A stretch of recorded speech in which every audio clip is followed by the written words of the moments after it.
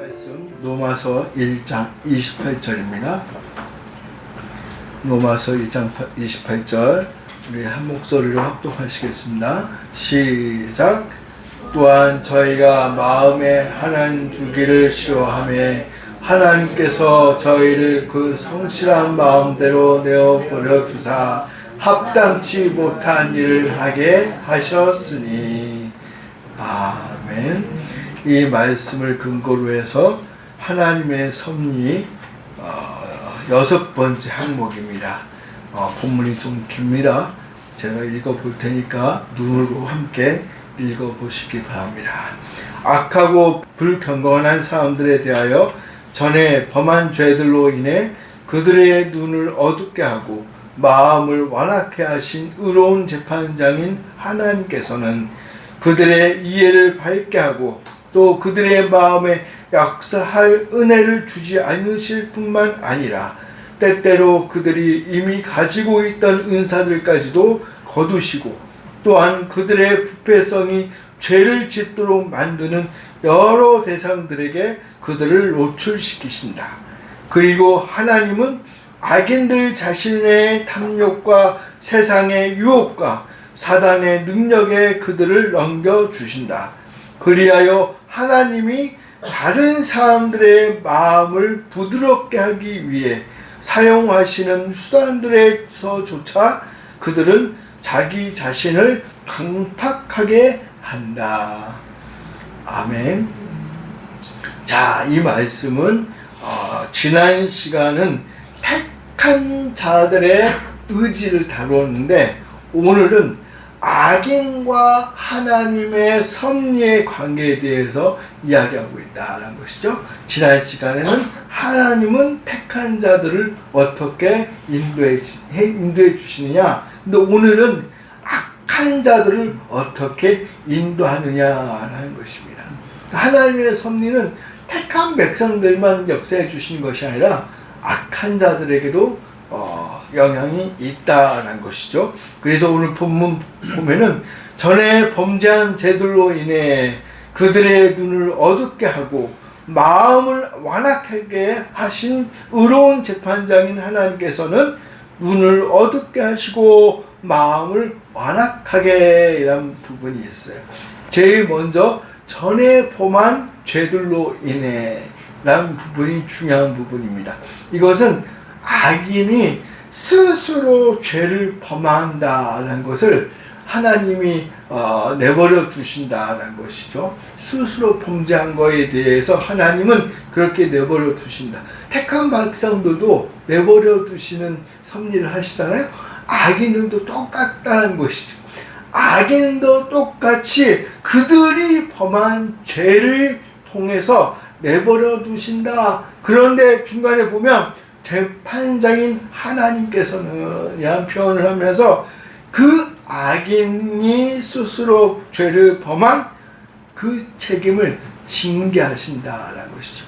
가만히 있지 않으신다라는 것이 눈을 어둡게 하시고 마음을 완악하게 한다. 그러니까 어떻게 보면 그들이 악인들이죠. 악인들이 눈을 어둡게 당하고 마음이 완악해지고 점점 악한 길로 가는 그 길 자체가 하나님의 징계다라는 것이죠. 참 이 문장의 깊이가 참 깊어요. 그래서 우리가 이렇게 세상을 살아가면서 착한 사람, 선한 사람이 복을 받고 악한 사람이 징계를 받아야 되는데 우리가 생각할 때, 근데 가만히 보면 선한 사람들은 맨날 당하는 것 같고 악한 사람들은 악한 일을 통해서 더 잘 살고 더 부자로 살고 더 윤택한 삶을 사는 것 같이 느껴진다는 것이죠. 그런데 하나님은요, 그 잘 먹고 잘 사고 뭐 잘 누리고 그 관점이 아니라 하나님은 그 본래의 그거를 기준을 삼아서 선한 자들은 선하도록 악한 자들은 악하도록 내버려 두시는데 악한 자들이 스스로 범죄한 것 때문에 눈이 어두워지고 더 마음이 악해지는 그 자체를 징계로 보시고 있다라는 것이죠. 악하게 행동함으로 말미암아 더 잘 살고 잘 먹고 어떤 것을 누리고 있다. 우리는 그 누리고 있다는 것만 보고 왜 저들은 악한 일을 하는데도 불구하고 잘 먹고 잘 살까? 이렇게 생각들을 하는데 하나님은 그 잘 먹고 잘 사는 거는 기준이 아니에요. 더 악하게 가는 그 자체를 징계로 보신다는 것이죠. 그러니까 우리의 관점이 좀 바뀌어야 된다는 것이죠. 이 세상에 살면서 하나님을 믿고 믿음 생활 잘하는 사람들은요, 어떤 현상에 있어서 잘 먹고 잘 살고 배부르고 또 누리고 싶은 거 누리고 그것이 복 받은 것이라, 또 하나님께서 축복을 받은 것이라고 생각하면 안 된다는 것이죠. 물론 그것이 또 기준이 될 수도 있어요. 그냥 모든 하나님의 축복이 그게 기준이 될 수 없다는 것이죠. 그러면 잘 살고 잘 먹고 부자가 되어야만 하나님께서 은혜를 주시고 축복해 주시냐, 그렇게 갈 수밖에 없잖아요. 그리고 내가 좀 힘들게 조금 남들이 볼 때는 좀 볼품없게 사는 그 자체가 그러면 저주받은 것입니까? 징계받은 거예요? 아니라는 것이죠. 하나님은 그 어렵게 사는 사람일지라도 하나님께서 계속 축복 가운데 인도해 주시는 것이라는 것을 우리에게 말씀해 주고 있다는 사실이에요.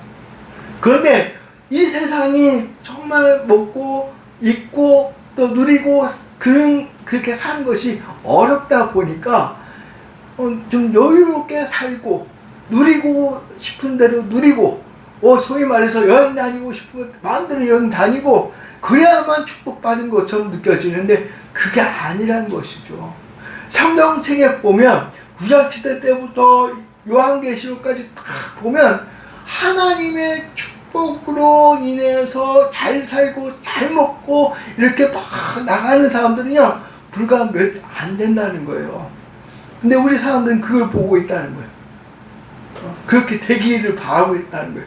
그런데 전반적으로 이렇게 보면은 그렇게 하나님의 은혜를 받아서 축복받아서 잘 먹고 잘 살고 부유롭게 사는 사람들은 아주 소수고요. 대부분의 사람들은요 하나님으로 인해서 어렵고 고난받고 힘든 과정을 통해서 하나님의 나라를 확장해 나가는 그 자체를 하나님은 복이다라고 말씀하고 있다는 사실 믿으시기 바랍니다. 그러니까 우리가 좀 관점을 좀 바꿔야 되는 거예요. 오전에도 잠깐 설교 시간에 말씀드렸던 것처럼 우리가 하나님과 영적인 교제가 이루어지고 있느냐, 그게 복의 기준이 되어야 되는데 세상적인 잣대로 잘 먹고 잘 살고 이게 기준이 되면 안 된다는 거예요. 좀 힘들게 살아도 내가 하나님과의 관계가 바르게 설정되고 하나님이 나를 보셨을 때 흡족한 마음이 들어야 되는 것이지, 잘 먹고 잘 살고 그게 기준이 되어서 하나님의 마음을 아프게 하면 안 된다는 거예요. 참 가슴이 아픈 게, 제가 목회를 좀 나이 드신 많은 목사님들보다는 젊어서 그렇게 많이는 못했지만 부교육자로서 또 이렇게 많은 성도들을 이야기해 보면은 정말 내가 하나님께 은혜 받아서 영적으로 풍요롭게 기도의 삶, 찬양의 삶, 전도하는 삶, 빛과 소금의 삶으로 하나님께 가는 삶이다라고 이야기하는 사람들은 거의 없어요. 100명 중에 한 99명은 그렇게 고백하는 사람이 거의 없고, 대부분이 좀 풍요로운 삶 있지 않습니까?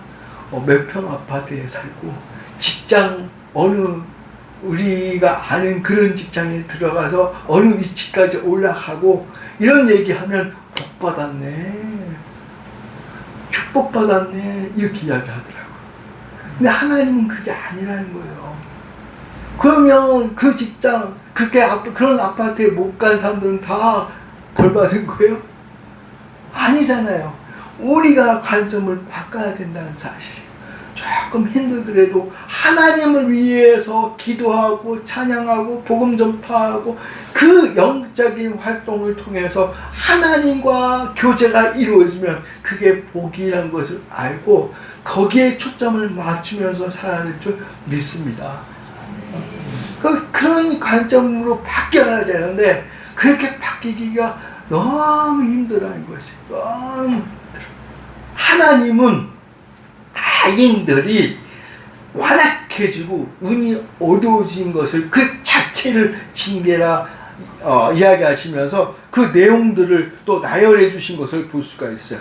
보면 역사할 은혜를 주지 않으실 뿐만 아니라 가지고 있던 은사들까지도 거두시고 부패성이 죄를 짓도록 그들을 노출시키신다. 탐욕과 유혹과 사단의 능력에 그들을 넘기신다. 이렇게 정해주고 있다는 것이죠. 가만히 보면요, 악한 대로 그냥 계속 그 악한 대로 가는 것을 막지 않으시고 그대로 놔두신다는 거예요.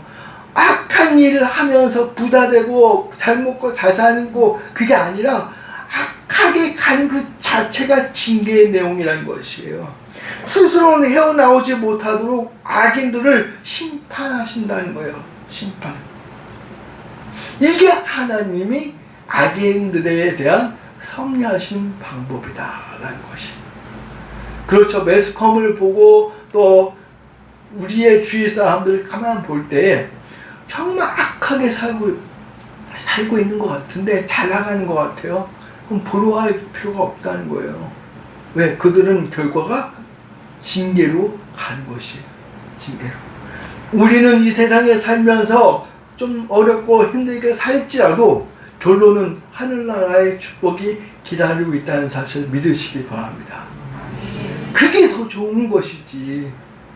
이 땅에서 잘 먹고 잘 살고 어떤 걸 누리고 막 하다가 결과적으로 어둠의 그 지옥으로 떨어진 것이 뭐가 좋다고 그렇게 부러워하냐는 것이. 물론 믿음 생활도 잘하고 잘 먹고 잘 살고 여행 다니고 싶을 대로 다 다니고 그럼 얼마나 좋겠어요? 그럼 다 믿으면 얼마나 좋겠어요? 우리 한빛교회 오는 성도들이 그냥 다 부자고 60평짜리 아파트에 다 살고 떵떵거리면서 큰 회사에 중직자가 다 있고 그럼 얼마나 좋겠어요? 근데 그게 하나님의 뜻이 아니란 것이죠. 내가 있는 그곳에서 하나님은요, 그런 것보다도 하나님과 영적인 교통을 나누시기를 바라고 있다는 사실이에요. 그래서 내가 이 땅에 살면서 하나님께 얼마나 기도하고 있는가, 하나님의 원하신 삶을 얼마나 살아가고 있는가, 그것을 계속 체크해가면서 우리가 신앙생활을 해야 될 줄 믿습니다. 그러면서 이제 적용 부분에 가면 이런 말이 있습니다. 마지막 부분에 가면 이런 부분이 있어요. 다른 사람들의 마음을 부드럽게 하기 위해 사용하시는 수단들에서조차 그들은 자기 자신을 강팍하게 한다라는 것이죠. 끝까지 강팍하게 만든다는 거예요. 이 부분은 악하고 불경건한 사람들의 죄를 사용하시어 선한 사람들을 위하여 도구로 사용하신다는 것이다. 도구로. 즉 우리가 세상에 살면서 악한 사람들에게 억울한 일을 당할 때가 있는데 하나님은 그 일로 인하여 오히려 선한 사람들의 마음을 부드럽게 하기 위하여 수단으로 사용하신다는 말이다. 그렇죠. 그렇게 악하게 가는 사람들을 통해서 우리 택한 백성들을 복 주시기 위해서 준비해 놓은 도구라고 생각하시면 되는 것이에요. 그러니까 그들이 잘 나가고 잘 먹고 잘 사고 그걸 보지 말고 그들이 악하게 가면 갈수록 하나님은 우리를 위해서 그것을 도구로 삼아 주신다. 그래서 때가 되면 하나님이 놀라운 역사로 인도해 주신다라는 것이죠. 그래서 마지막에 가면 하나님의 섭리는 이처럼 사람들이 생각조차 하기 어려운 부분까지도 역사하고 있음을 우리는 깨닫고 나에게 다가오는 모든 상황에 있어서 하나님의 경륜을 생각하며 택한 자들을 위하여 일하고 계시는 하나님께 감사하며 살기를 바라는 마음이다. 그러니까 우리가 택한 백성으로서 내 주위에 그 어떠한 어려움과 환난과 고난이 닥치더라도 오히려 하나님께 감사할 줄 알아야 된다는 것이죠. 그를 통해서 우리를 도와주고 계신다라는 거예요. 여기에서 키포인트가 뭐냐면 하나님은요 악인들을 섭리할 때에 누구를 위해서 한다? 택한 자를 위해서 한다라는 결과죠. 그것을 하나님이 악인들을 섭리하는 방법이다. 그러니까 우리를 위해서 하나님이 계속 일해주고 계신다는 거예요. 우리가 하나님께로 나아가고 있는데 하나님은 악인들을 통해서 도와주고 있다는 사실이에요. 믿으시길 바랍니다. 우리 한빛교회에서 배우는 말씀과 성경 공부 안에서 믿음 안에서 바르게 성장해 가시기를 주님의 이름으로 축원드립니다. 기도하시겠습니다.